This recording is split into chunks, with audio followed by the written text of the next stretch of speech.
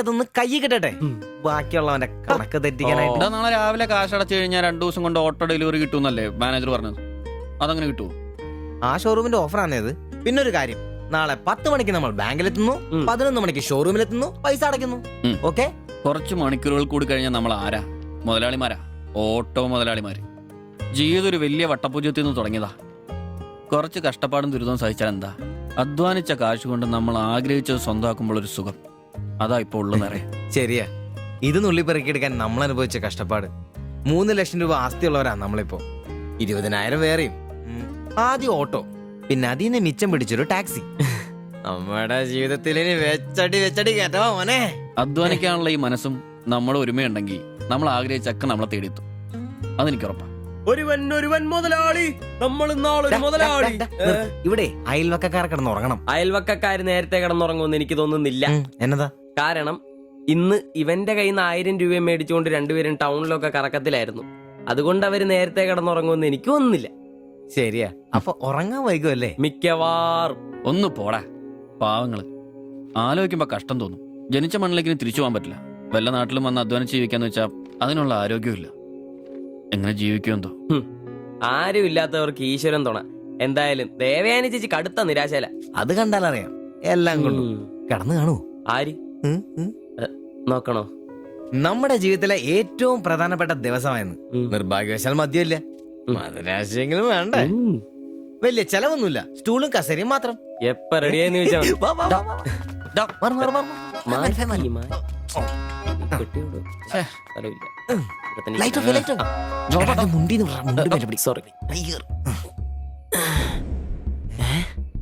എന്നെ ഉറക്കടോ അത്? വായിന്ന് ചോരയാന്നോ? ഉറക്കമല്ലേ? എടാ സിബി വിളിക്ക്, എന്തോ പന്തികിടുണ്ട്. സിബി വിളി. എന്നാടാ എന്നാ? ഒന്ന് കേറി നോക്കണേ. എന്താ എന്നാ പറ്റിയെന്ന് അറിയില്ല. അയ്യോ എടാ പിടിച്ചു കയറി നോക്കി. എടാ എന്തെങ്കിലും ഒന്ന് പറയടാ. സിബി. അയ്യോ വാടാ.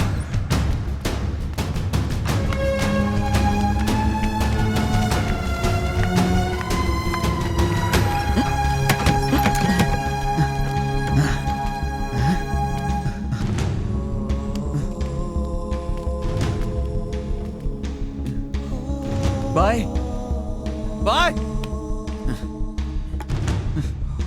എടാ വിഷമാടാ. ജീവനുണ്ടാ, വണ്ടി വിളി വേഗം.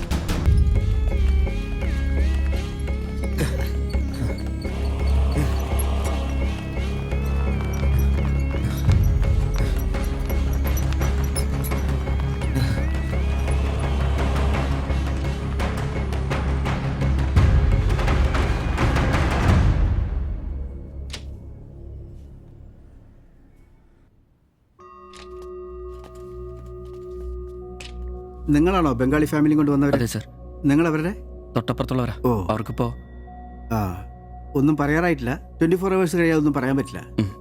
അവരുടെ ബന്ധുക്കളോ നാട്ടുകാരും വന്നിട്ടുണ്ടോ? അവർക്ക് ഇവിടെ അങ്ങനെ ബന്ധുക്കളാരും ഇല്ല. സൂയിസൈഡ് അറ്റംപ്റ്റ് ആയിരുന്നല്ലോ.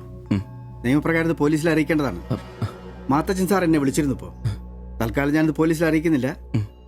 പക്ഷെ അവർക്ക് എന്തെങ്കിലും സംഭവിച്ചാൽ ഐ എം ഹെൽപ്ലെസ്. സാറിനോട് ഞാൻ അത് പറഞ്ഞിട്ടുണ്ട്. എന്തായാലും പ്രാർത്ഥിക്കേ നല്ലതിന് വേണ്ടി. ആൻഡ് നിങ്ങളിവിടെ കാണണം. എപ്പോഴാവശ്യം വരാന്നറിയില്ലോ.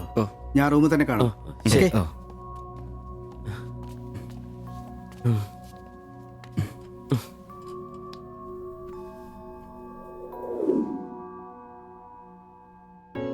ഓ, ഓർക്കാൻ പറ്റുന്നില്ല. നമ്മൾ നോക്കാൻ കുറച്ചുകൂടെ വൈകിയിരുന്നെങ്കിൽ. കാലിന്റെ വിറയിൽ മാറിയില്ല ഇതുവരെ. ആദ്യോട്ടാ ഇങ്ങനെ ഒരു സീൻ. എങ്ങനെ തോന്നി അവർക്കിത് ചെയ്യാൻ? അതിനുള്ള ധൈര്യം അവർക്കുണ്ടോ? എനിക്ക് വിശ്വസിക്കാൻ പറ്റുന്നില്ല. അളിയ, അവർക്കെന്തെങ്കിലും പറ്റുമോ? ദൈവമേ, ഒന്നും സംഭവിക്കല്ലേ. എനിക്കിനി താങ്ങാൻ വയ്യ. മാത്രമല്ല അളിയ, നമ്മളവരുടെ അയൽവക്കത്ത്. പോലീസിനോട് നമ്മൾ സമാധാനം പറയേണ്ടി വരും. എന്റെ മാതാവേ. ഒന്നും മിണ്ടാതിരടാ, അങ്ങനെയൊന്നും സംഭവിക്കില്ല. അളിയ, എന്തിനായിരിക്കും ഇവർ ഈ കടുങ്കൈ ചെയ്തത്? ഇനി ചേച്ചിക്ക് വല്ല അവിഹിത ഗർഭവും. ഒന്ന് പോടാ. ബായി എല്ലാം നമ്മളോട് പറഞ്ഞിട്ടുള്ളതല്ലേ. അറിയാവുന്ന ജോലി ചെയ്യാനുള്ള അവസരവും കഷ്ടപ്പെട്ട് ജീവിക്കാനുള്ള ആരോഗ്യമില്ല. നാളെ എന്താവുന്നൊരു നിശ്ചയമില്ല. ജീവിതം കൈവിട്ടു പോയെന്ന് അവർ ചിന്തിച്ചു കഴിഞ്ഞാൽ തെറ്റു പറയാൻ പറ്റുമോ? നീ എന്തേ പറഞ്ഞു വരുന്നത്? അവർ ചെയ്ത് ശരിയാന്ന്? അവർ ചെയ്തത് ശരിയാണെന്നല്ല, നമ്മൾ ചെയ്തത് തെറ്റാണെന്ന്. അതിന് നമ്മൾ എന്നാ ചെയ്തു? നമ്മളൊന്നും ചെയ്തില്ല, അതാണ് തെറ്റ്. ബായുടെയും ചേച്ചിയുടെയും പ്രശ്നങ്ങൾ ആകെ അറിയാവുന്ന നമുക്കാ. അവർക്ക് വേണ്ടി നമ്മൾ എന്തെങ്കിലും ചെയ്തിട്ടുണ്ടോ? എനിക്കതൊന്നും അറിയത്തില്ല. ഇവിടെ ഒരു ഗതിയും പരഗതിയില്ലാത്ത നമ്മൾ എന്തോ ചെയ്യാനാ? എടാ, എല്ലാം തികഞ്ഞിട്ട് ആർക്കും ആരെയും സഹായിക്കാൻ പറ്റുകയില്ല. ഇനി ഒന്നും പറഞ്ഞിട്ട് കാര്യമില്ല. ഇനി അവർക്കൊന്നും സംഭവിക്കാതിരിക്കാൻ വേണ്ടി പ്രാർത്ഥിക്കാം. അതിനെ കഴിയൂ.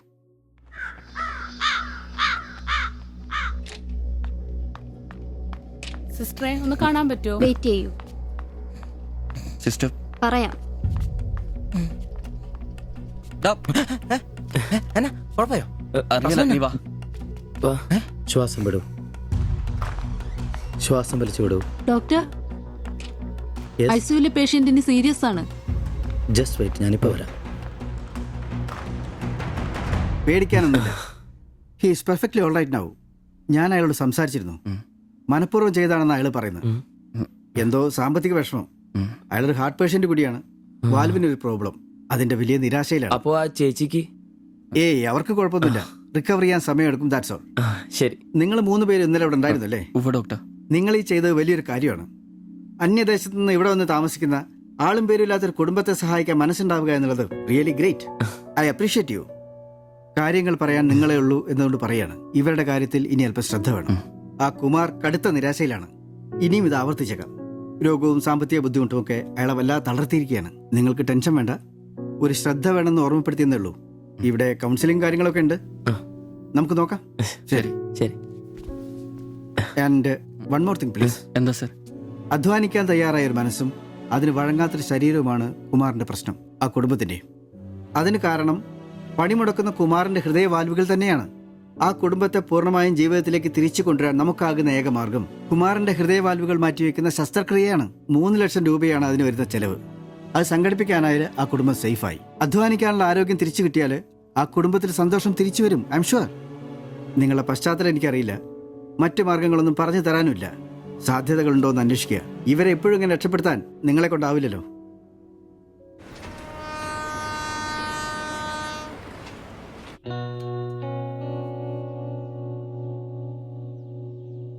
ഇന്നാണ് ഓട്ടോ ബുക്ക് ചെയ്യേണ്ട ദിവസം. അവരിങ്ങനെ ആശുപത്രി കിടക്കുമ്പോ അയാളുടെ ഓപ്പറേഷനുള്ള പൈസ നമുക്ക് കൊടുത്താലോ?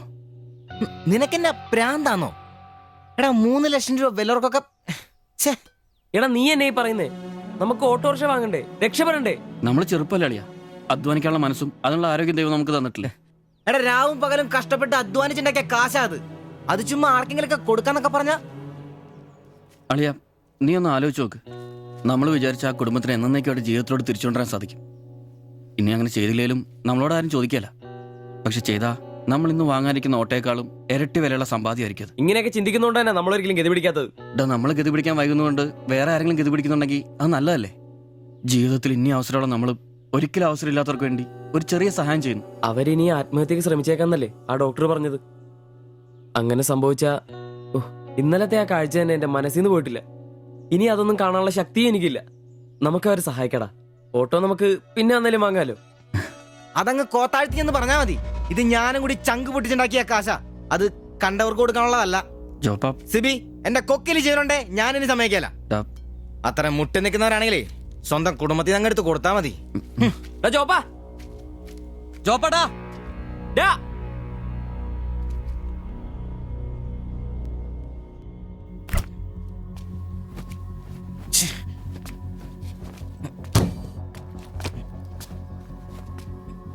ഡാ ജോപ്പാ.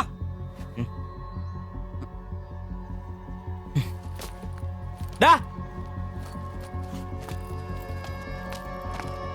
ജോപ്പ, നിനക്കെന്താ പ്രാന്താണോ? ജോപ്പ, നിന്റെ വാലെന്താ പഴാണോ? ഇതൊക്കെ കെട്ടിപ്പറക്കി എങ്ങോട്ടാണ്? ഒരുമിച്ചുള്ള പൊറുതി ഞാനങ്ങ് നിർത്തി. ജോപ്പ, ഒരു നിസ്സാര കാര്യത്തിന് വേണ്ടിട്ട് വെറുതെ. നിസ്സാര കാര്യോ? അത് നിനക്കും ഇവനും അന്തസ്സോടെ ജീവിക്കാൻ ഞാൻ ഉണ്ടാക്കിയ എന്റെ കാശ് വേറൊരാളെ തീറ്റിക്കാൻ ഞാൻ സമ്മതിക്കില്ല. ഹാ, നീ എന്നെ ചൂടാവുന്നേ? ഒരു നല്ല കാര്യത്തിന് വേണ്ടിയല്ലേ, അല്ലാതെ വെള്ളം അടിച്ചു കളയാൻ വേണ്ടല്ലോ. ഞാൻ വേറെ പറഞ്ഞില്ലല്ലോ. നല്ല കാര്യം ചെയ്യാൻ അവനവന്റെ പൈസ നിർത്താൻ മതി. ആ 3 ലക്ഷത്തിൽ തൊടാൻ ഞാൻ സമ്മതിക്കില്ല. നിങ്ങൾ എന്തൊക്കെ പറഞ്ഞാലും ഞാൻ ഇനി സമ്മതിക്കില്ല. സമ്മതിക്കാതിരിക്കാൻ നിന്റെ തന്ത ഉണ്ടാക്കിയ കാശൊന്നുമല്ലേ? എന്റെ തന്ത ഉണ്ടാക്കിയ കാര്യമല്ല പറഞ്ഞത്, ഞാനും കൂടി ഉണ്ടാക്കിയ മുതലായത്. നിനക്കൊക്കെ എന്റെ വിഹിതം തിരിച്ചാടാ. നിന്റെ അടുത്ത് അഭിപ്രായം ചോദിച്ചേ ഉള്ളൂ. നിന്റെ പൈസ നിനക്ക് എന്നാന്ന് വെച്ചാൽ ചെയ്യാം. ഒരാളും നിന്റെ അടുത്ത് ഒന്നും ചോദിക്കാം. ദാരിദ്ര്യത്തിലും പട്ടിണിയിലും ഇത്രയും കാലം ഒരുമിച്ച് വെച്ചിട്ട് കാശിന്റെ പേരിലും ഇതുവരെ നമുക്കിടയിൽ എല്ലാത്തിനും ഒരു തീരുമാനം ഉണ്ടായിട്ടുള്ളൂ. ഇതിലും അങ്ങനെ തന്നെ മതി. ജോപ്പാ നിനക്ക് ഇഷ്ടമല്ലെങ്കിൽ വേണ്ട. നമ്മൾ അധ്വാനിച്ച പൈസ നമ്മൾ തന്നെ അനുഭവിക്കുന്നു. നമ്മളൊരു ഓട്ടോ ബുക്ക് ചെയ്യുന്നു, അവരവരുടെ വിധിക്ക് വിടുന്നു. ശ്ശേ.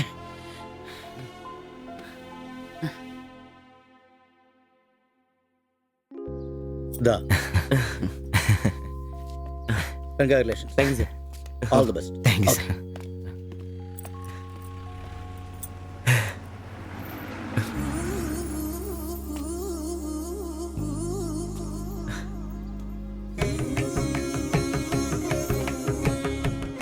ഓട്ടോ പുറത്തിറങ്ങുന്ന മുമ്പേ ചെറിയൊരു ചടങ്ങ്.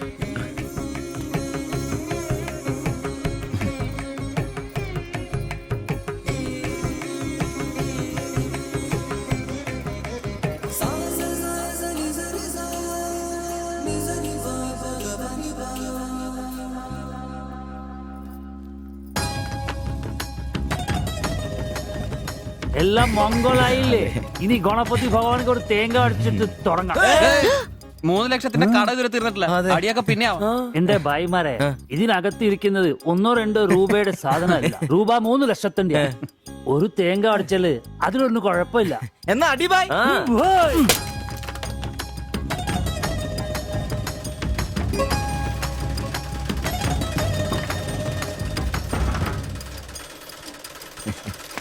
അപ്പോ ഞങ്ങളും ഒരു ഓട്ടോ മുതലാളിമാരായി. നമുക്കിത് ആഘോഷിക്കണ്ടേ? ഇനി മുതൽ നന്നായിട്ട് അധ്വാനിക്കണം. രൂപ 1-2 അല്ല CC-കാർ ലോൺ തന്നിരിക്കുന്നത്. ഭായ് വിഷമിക്കണ്ട, ഞങ്ങളും ഉണ്ടല്ലോ നിങ്ങളുടെ കൂടെ. എങ്കിൽ ഐശ്വര്യമായിട്ട് ജോലി തുടങ്ങിക്കോ. ചുരിദാറും ബ്ലൗസും തയ്ച്ച് വരുമാനം കൂട്ടാനുള്ളതാ. ഓക്കെ അപ്പോ ജയ് ബംഗാൾ, ജയ് തിരുവിതാംകൂർ. പുറത്തെ വാതിൽ ചാരെ പച്ചില വാലൻ തത്ത തട്ട. ഇപ്പുറത്തെ വാതിൽ ചാരെ ഇക്കിളി കൂട്ടും മൈന മൈന.